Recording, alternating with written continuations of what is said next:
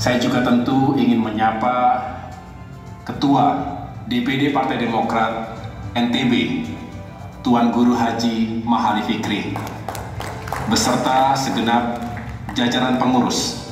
Selanjutnya tentu yang juga kami hormati dan kami banggakan, Ketua DPD Partai Demokrat Provinsi Nusa Tenggara Barat, Tuan Guru Haji Mahali Fikri, memimpin perjalanan organisasi Partai Demokrat.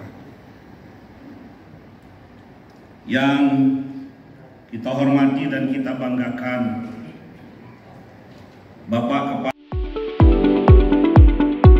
Selamat datang di New Perspective.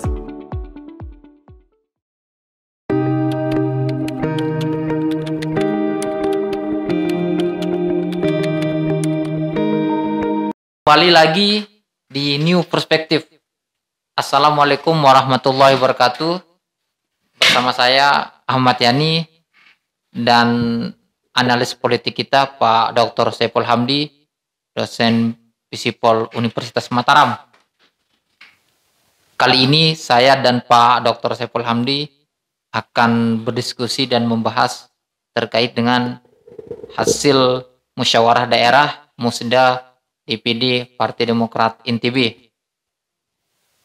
Dari hasil Musda DPD Partai Demokrat NTB sudah ditetapkan ada 2 calon ketua DPD Partai Demokrat yang diajukan ke DPP, yakni Bupati Lombok Timur Sukiman Azmi dan anggota DPRD Lombok Barat yang juga ketua DPC Partai Demokrat Lombok Barat Indra Jaya Usman atau yang akrab lebih dikenal dengan nama Iju gitu. Nah, seperti yang banyak ditulis oleh media massa, Musda DPD Partai Demokrat NTB kali ini memang agak sedikit berbeda dengan musda-musda sebelumnya. Nah, jika pada musda sebelumnya itu adalah siapa calon ketua DPD Demokrat NTB itu sepenuhnya tergantung dari pemilik suara, tetapi kali ini berbeda. Nah, pada musda kali ini siapa yang menjadi ketua DPD Partai Demokrat NTB itu sangat tergantung dari keputusan DPP Partai Demokrat. Nah, kali ini saya pengen mencoba mengetahui dari analisa politiknya Pak Dr. Saiful Hamdi terkait dengan persaingan 2 nama ini begitu Pak Doktor.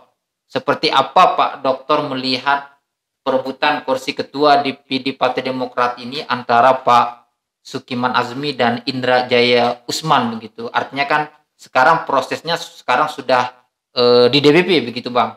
Pasca musda di daerah sekarang proses ada di DPP dengan mungkin dalam waktu dekat ini 2 tokoh ini akan menjalani uji kelayakan dan kepatutan atau fit of proper test dari DPP Partai Demokrat terkait dengan seperti apa kedua tokoh ini ingin membangun dan membesarkan Partai Demokrat NTB ke depan gitu Bang. Iya Mas Yani, terima kasih banyak kita bertemu kembali di diskusi rutin kita mengenai dinamika politik lokal maupun nasional.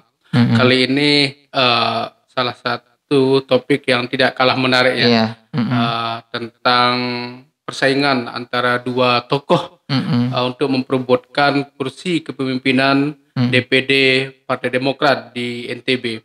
Jadi yang muncul 2 nama yaitu Bapak Bupati yang sekarang menjabat sebagai Bupati Lombok Timur yaitu Bapak Sukiman Azmi. Kemudian ada juga Mas Ijul yang sekarang menjadi anggota dewan di Lombok Barat. Saya kira persaingan ini menunjukkan bahwa memang tradisi mempertahankan suasana demokratis itu sangat penting Mas Yani untuk sebuah partai politik. Entah bagaimanapun bagaimana kemudian Partai Demokrat mengubah sistem pemilihannya bahwa nanti kemudian semuanya diketok palu di DPP. Saya kira ini sangat penting ya. Perubahan-perubahan ini karena saya melihat potensi konflik, potensi persaingan ini yang kemudian banyak menimbulkan perpecahan di internal partai. Jadi ketika kemudian wewenang itu ada di DPP dan tidak menjadi salah satu syarat pemenangan ya, misalkan kita tahu Bang Ijol dia memperoleh 7 suara, sedangkan Pak Sukiman memperoleh 4 suara dukungan dari DPC. Artinya bahwa secara matematika tentunya Bang Ijol harus menjadi ketua ya kalau misalkan kita memakai sistem langsung ya kayak periode sebelumnya. Tapi sekarang kan ini berbeda. Ini tergantung DPP kembali. Bagaimana kemudian DPP ini mempertimbangkan siapa yang kira-kira layak untuk menjadi ketua Demokrat. Karena bagaimanapun Mas Yani bahwa partai ini kan orientasinya kekuasaan. Tidak ada partai yang tidak mau berkuasa. Tentu ketika misalkan kalau kita lihat media massa yang menjagokan Sukiman untuk memimpin NTB, menggantikan Tuan Guru Mahali Fikri, artinya bahwa Demokrat punya agenda besar ingin mendorong Sukiman Azmi untuk menjadi calon gubernur Nusa Tenggara Barat untuk periode 2024 nanti.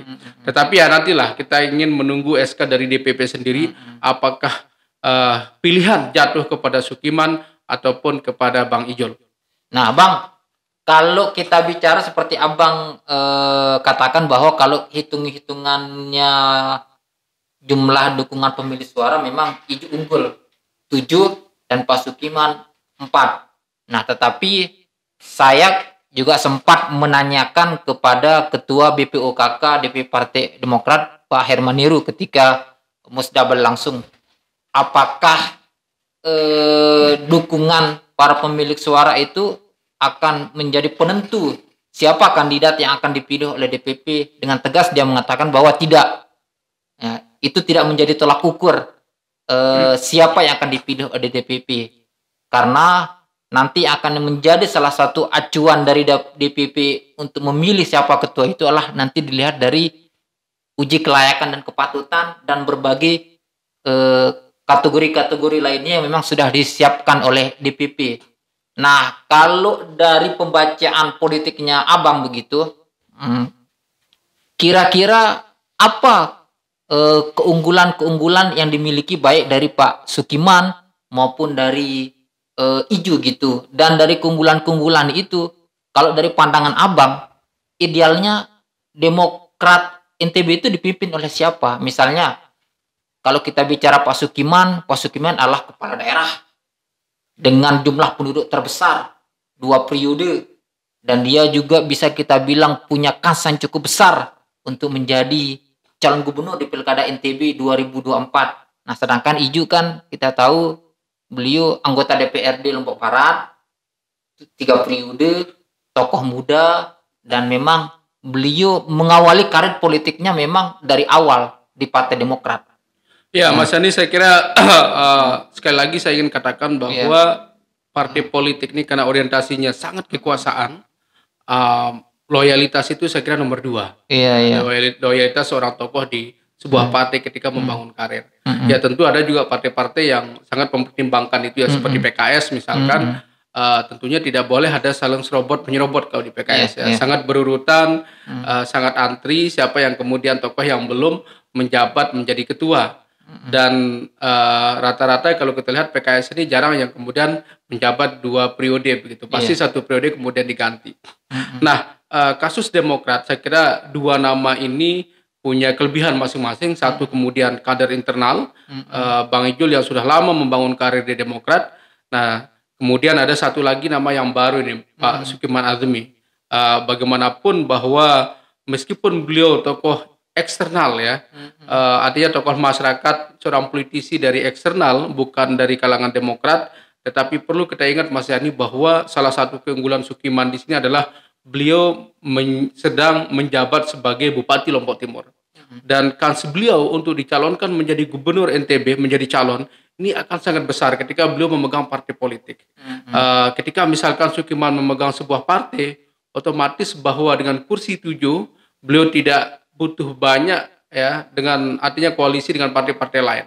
Seandainya beliau kemudian berkoalisi dengan PDIP ataupun partai-partai lain yang kemudian ingin bergabung ke sana termasuk Golkar, maka kemudian ini menjadi ancaman buat pasangan Zul Rohmi. Saya kira Mas Yani faktor-faktor inilah yang kemudian bisa menjadi pertimbangan dari teman-teman DPP untuk memilih Sukiman Azmi. Artinya tidak mungkin kemudian seperti yang saya katakan tadi itu ketika kita berbicara orientasi dan tujuan partai politik untuk memegang kekuasaan, maka pasti yang akan dipilih adalah orang yang punya potensi dan juga orang yang punya kedudukan. Kita ingat bagaimana Golkar misalkan memilih Mohan menjadi ketua DPD menggantikan Suhaili. Karena Suhaili sudah selesai masa jabatannya.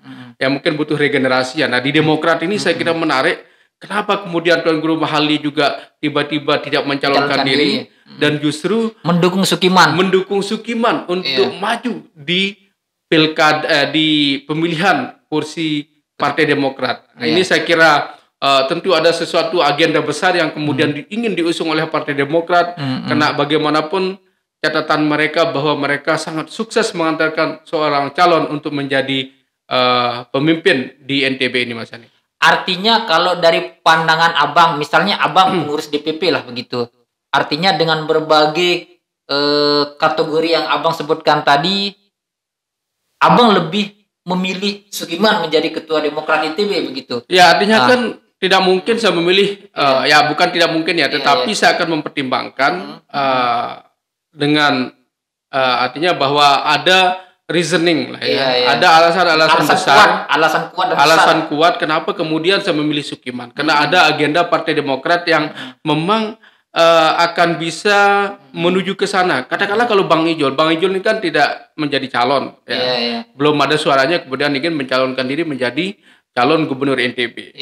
Nah, Sukiman sudah terbukti beliau 2 kali menjabat ya, 2 periode di Lombok Timur, meskipun periode kedua beliau tumbang oleh Ali BD, tetapi bangkit lagi di periode selanjutnya, ketiga, dan memenangkan pilkada dan suaranya cukup signifikan, Mas Yani. Ini saya kira bahwa modal Sukiman untuk untuk maju di pilkada NTB cukup besar. Ini masih panjang waktunya untuk sosialisasi.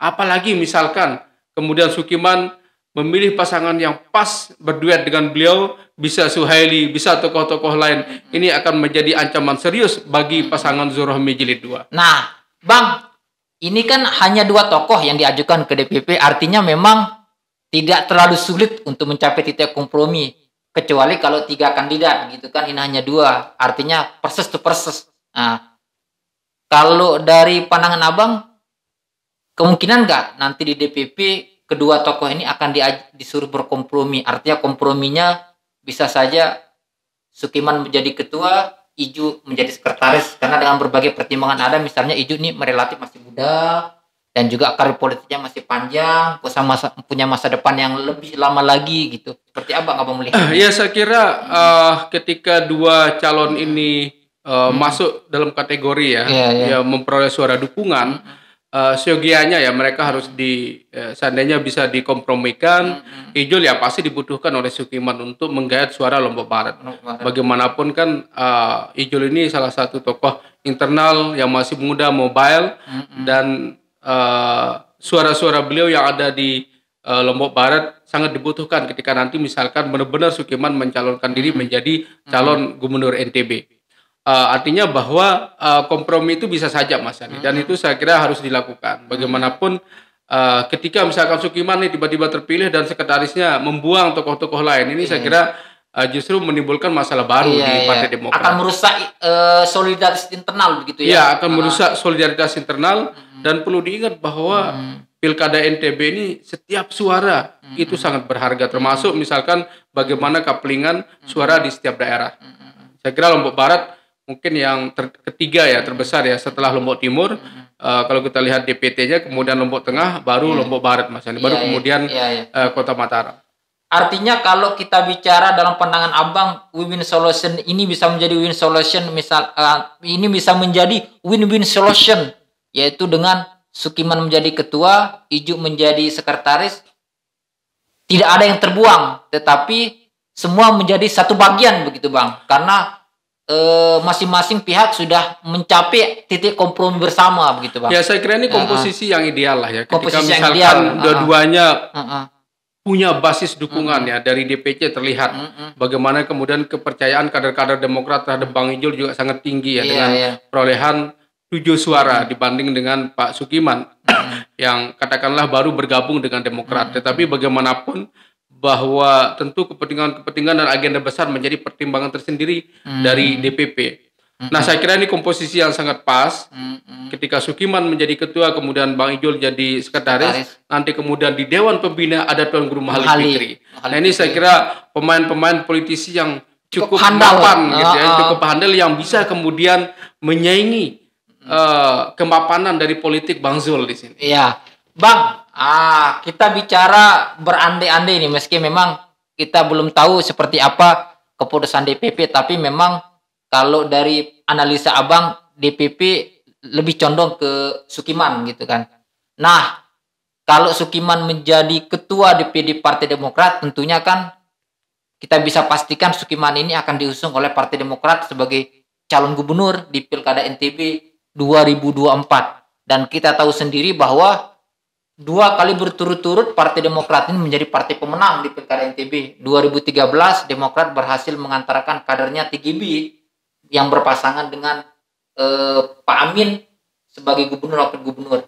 Nah, 2018 Demokrat yang berkoalisi dengan PKS berhasil juga mengantarkan Dr. Zul dan Siti Rohmi, yang saat itu memang kita tahu Siti Rohmi adalah kader Demokrat sebelum beliau memutuskan untuk keluar. Nah, artinya dengan sejarah panjang kemenangan Demokrat di pilkada itu, ini juga akan sangat berpotensi terulang di Pilkada NTB 2024 dengan Demokrat mengusung Pak Sukiman.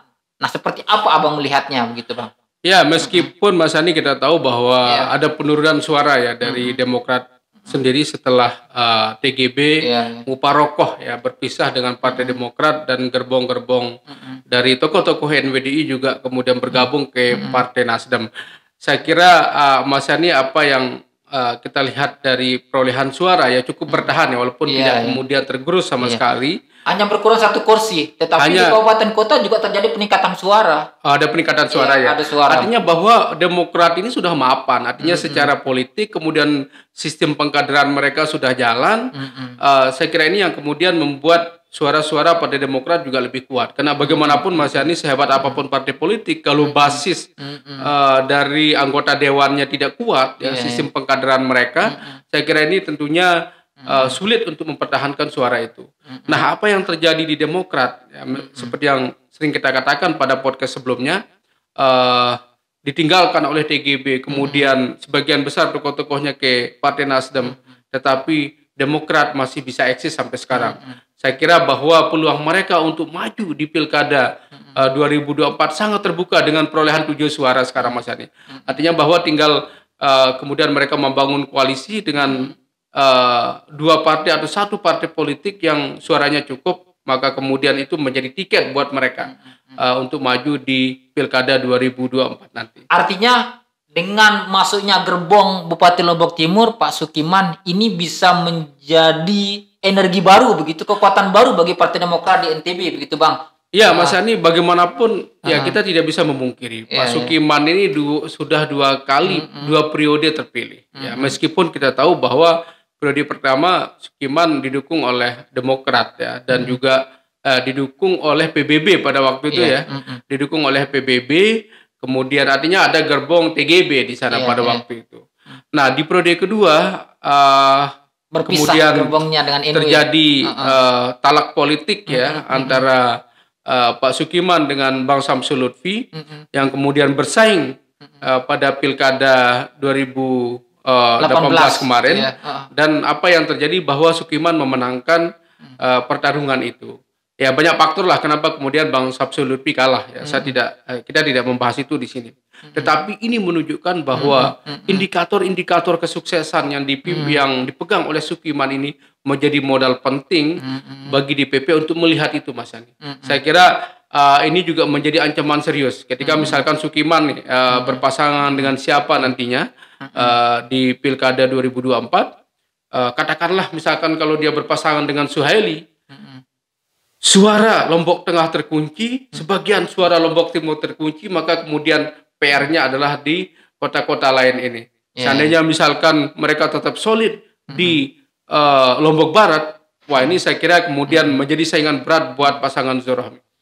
Artinya pasca hasil musda DPD Partai Demokrat dan siapa nakoda Demokrat NTB ini akan menentukan juga komposisi koalisi partai politik di Pilgub NTB 2024. Karena kalau kita lihat sekarang Bang, ini kan baru 2 partai. Kalau kita bicara yang sudah mengumumkan atau menggadang-gadang siapa kadernya yang akan diusung, yaitu PKS yang akan kembali mengusung Dr. Zulkifli Masyah.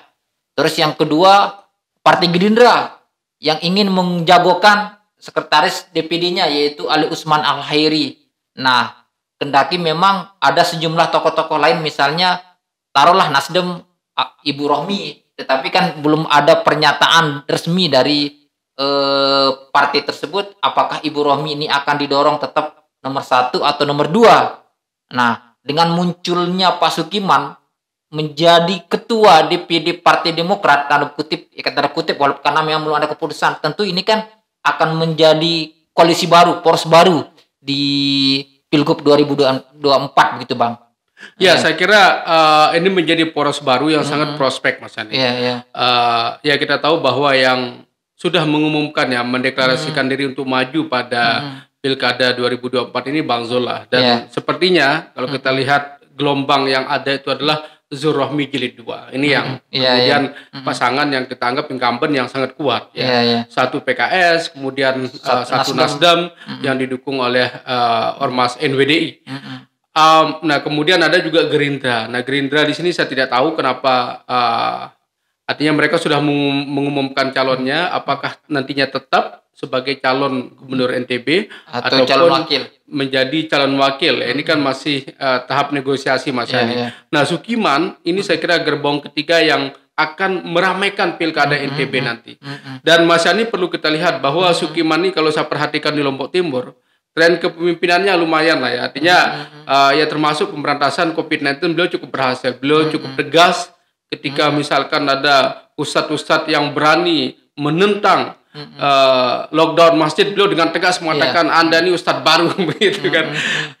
Dan beliau cukup berhasil meredam ataupun kemudian mengatasi lah ya dampak pandemi ini. Saya kira ini yang kemudian menjadi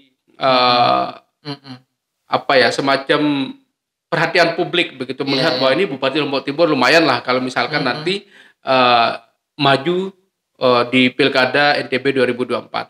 Saya yakin bahwa gerbong Sukiman ini Mas Yani, seandainya misalkan beliau terpilih menjadi ketua Demokrat, ini akan memudahkan beliau jalannya menjadi calon gubernur NTB. Tetapi seandainya kemudian DPP memilih Ijul, ya saya kira perjalanan beliau agak berat lah begitu. Karena bagaimanapun nanti pasti kemudian banyak sekali kepentingan-kepentingan yang bisa menggoda Partai Demokrat, bisa saja tidak kemudian mendukung Pak Sukiman. Ya, tetapi kalau beliau menjadi ketua, ini saya kira akan menjadi energi besar buat beliau, baik itu sebagai kendaraan maupun kemudian sebagai partai yang bisa mendulang suara banyak. Ya, saya cukup tertarik tadi dengan pernyataan Abang bahwa ketika ini kan kita tahu kondisi wacana saat ini memang sepertinya Zul Rohmi jilid 2 akan berlanjut.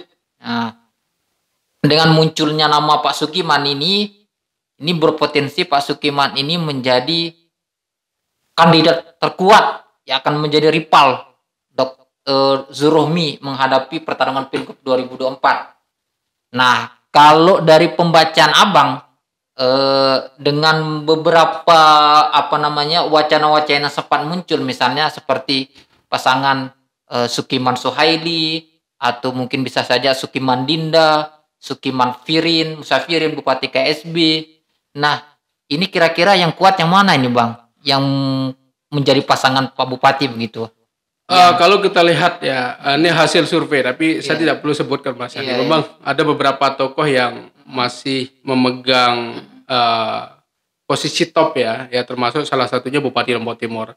Jadi ada Pak Uhel, kemudian ada Gubernur NTB yang sekarang, kemudian ada Pak Sukiman dan beberapa tokoh. Saya kira perjalanan mereka masih panjang. Ya, artinya untuk kemudian menyempurnakan posisi mereka di hasil survei itu. Nah, Saya tidak tahu ya bagaimana kemudian apakah Pak Sukiman tetap seandainya beliau nyalon tetap menjadi nomor 1 atau mau menjadi nomor 2. Kalau misalkan ya mungkin perlu beliau juga melihat hasil surveinya. Kalau misalkan hasil surveinya masih kalah dibanding tokoh-tokoh yang lain, ya bisa saja kemudian beliau mengalah dan menjadi nomor 2. Misalkan ya bisa saja. Kita tidak tahulah nanti Mas Hani. Tetapi bagaimanapun orang sudah menjadi bupati ini malas jadi wakil begitu. Karena jadi wakil ini hanya jadi ban serep ya. Susah sekali. Saja. Ya artinya sangat seremonial lah. Tidak ada kemudian kepastian apa yang mereka harus kerjakan. Biasanya kebijakan-kebijakan strategis ya. Jadi pemerintahan kita ini sangat top down Mas Yani. Apa yang dikatakan oleh pemimpin bawahan itu tidak berani melakukan, tidak punya kekuatan. Saya kira mungkin ini PR kita lah. Bagaimana kemudian sistem demokrasi kita ini bisa kita tata kembali. Apakah kemudian pola top down ini yang kemudian banyak sekali unsur-unsur kepentingan yang merecokinya begitu di dalam praktiknya sehari-hari. Nah, terkait dengan yang tadi Mas Yani bahwa saya melihat dengan hadirnya Pak Sukiman di sini, seandainya beliau menjadi ketua Demokrat dan menjadi calon, ini saya kira peluang beliau untuk maju sangat besar. Terutama dengan basis modal yang ada di Lombok Timur. Ini nanti akan ada persaingan sengit ya antara Sukiman dengan Ibu Rohmi nanti. Misalkan kita tahu basisnya Sukiman ini kan kayak Sakra bagian sana ya, kemudian ya daerah-daerah lain lah saya lihat. Lombok Timur bagian selatan. Ya, Lombok Timur bagian selatan. Nah, ini tergantung lagi nanti Mas Yani dengan siapa kemudian beliau berpasangan. Memang sih idealnya selama ini kalau kita lihat kan Lombok selalu berpasangan dengan Sumbawa. Jadi Sumbawa ataupun di Bima, teman-teman dari Dompu bisa menjadi wakil, kemudian teman Lombok menjadi nomor 1. Seandainya misalkan nanti ada pasangan sasak-sasak, nah ini juga menjadi tantangan nih. Karena bagaimanapun kemarin kan Bang Ali BD ketika berpasangan dengan Sakti, sasak-sasak kalah juga. Seandainya nanti misalkan katakanlah Sukiman berpasangan dengan Suhaili, saya kira ini bisa saja kemudian ini menjadi bisa mengkanter ya hasil yang sudah ada sebelumnya. Saya kira dengan basis mereka yang sangat kuat, kemudian pengalaman politik yang ada, termasuk juga saya kira mereka masih punya pengaruh di birokrasi yang ada sekarang. Bagaimanapun Lombok Tengah yang menjadi bupati sekarang kan masihlah kadernya Pak Suhaili begitu. Artinya dengan mudah artinya beliau ada akses lah untuk kemudian meminta dukungan begitu. Siap. Ya, pemirsa, demikian diskusi kita dengan Pak Dr. Saifullah Hamdi terkait dengan hasil Musda DPD Partai Demokrat yang sudah menetapkan 2 calon ketua DPD Partai Demokrat yang dibawa ke DPP. Dan sampai berjumpa di News Perspektif dengan tema dan isu yang berbeda. Assalamualaikum warahmatullahi wabarakatuh. Waalaikumsalam.